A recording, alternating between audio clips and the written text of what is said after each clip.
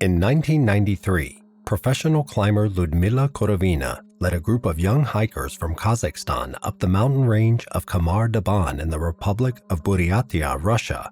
The hike, which would have lasted for at least a week, ended prematurely in 3 days, when members of the group started bleeding and passing away one after another seemingly for no reason. This incident became one of the most perplexing and most terrifying hiking tragedies to ever happen in Russia. The Hamar-Daban is one of the oldest mountain ranges on the planet. It's located south of Lake Baikal in the southern Siberia's Buryatia region. The peak of the mountains lacked vegetation, but this did not rescind the beauty of the range.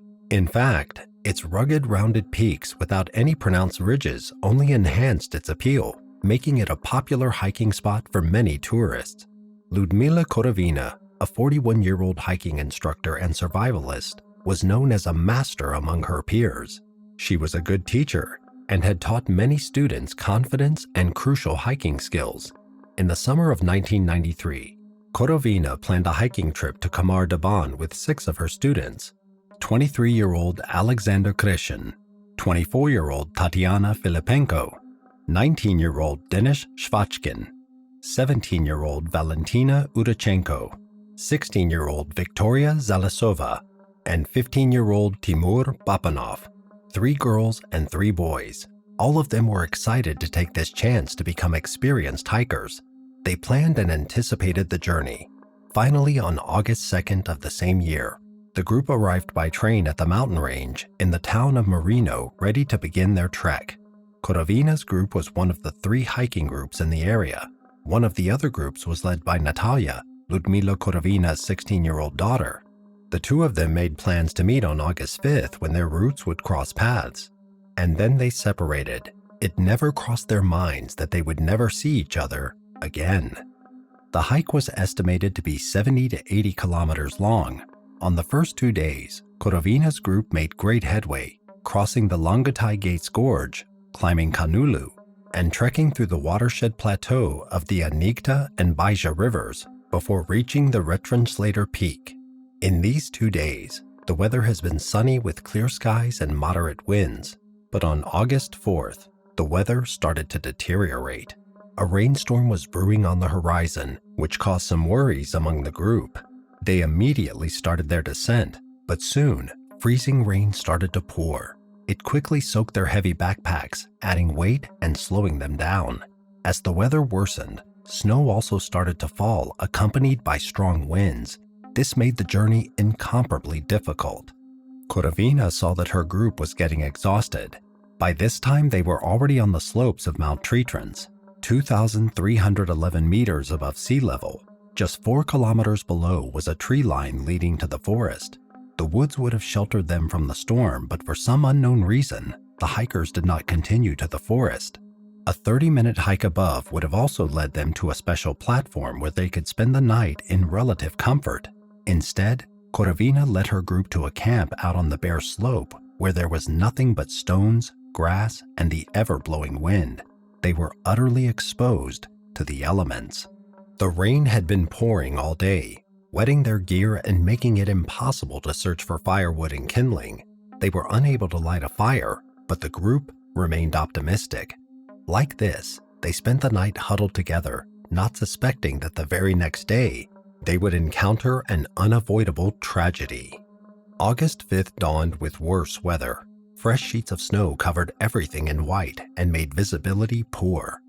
The group rose and managed to build a fire. They had breakfast together before preparing to descend. They rolled their tents and packed their gear. At 10 a.m., Korovina led her group down the mountain.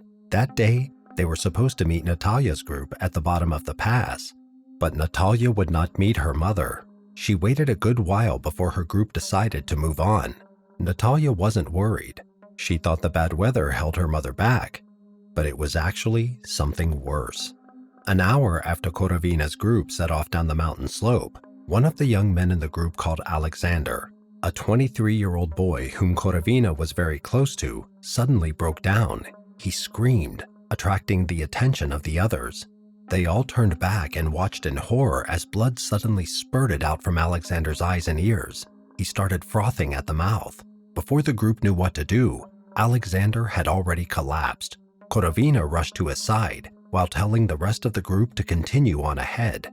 Korovina was naturally distraught. Alexander was the closest to her and she treated him almost like a son. She tried desperately to revive him, but it was too late. Alexander was dead. Not a moment later, the group heard Korovina scream. Despite her strict instruction for the group to leave, they still went back to her in concern.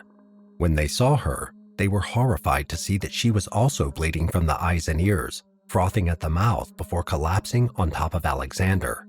Not a moment later, Tatiana, who had gotten to Korovina first, also started to exhibit the same horrific symptoms. In addition to the bleeding, she was also grabbing at her throat as though she couldn't breathe. She crawled over to a nearby rock and bashed her head against it until she went limp.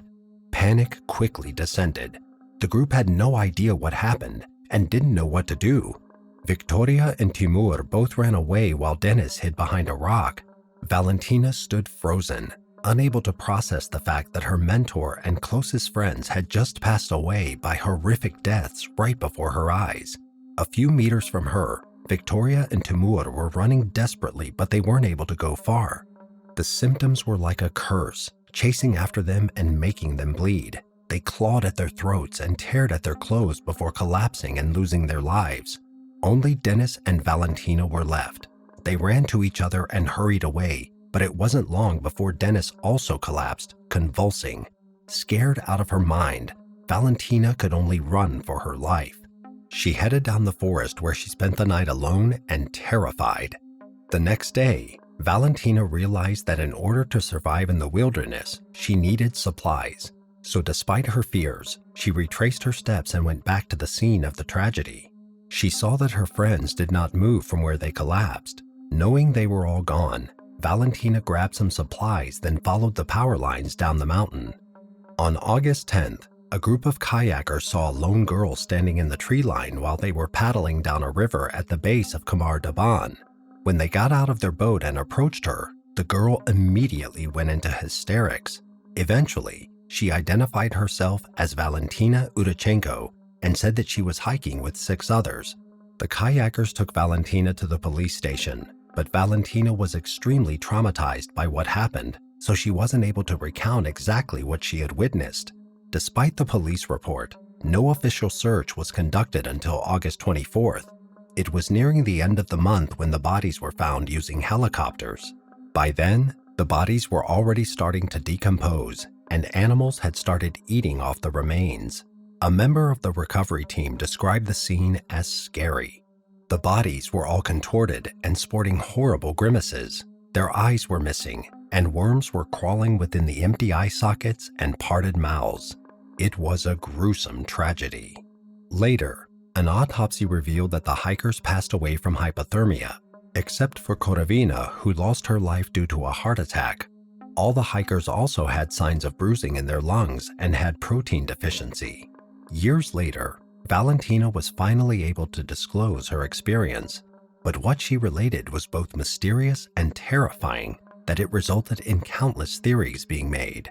Ranging from aliens to Russian military experiments to consuming toxic water and poisonous mushrooms, the incident became one of the most widely discussed hiking accidents in Russia, second only to the Dyatlov Pass incident in 1959, where 9 hikers also perished due to mysterious circumstances.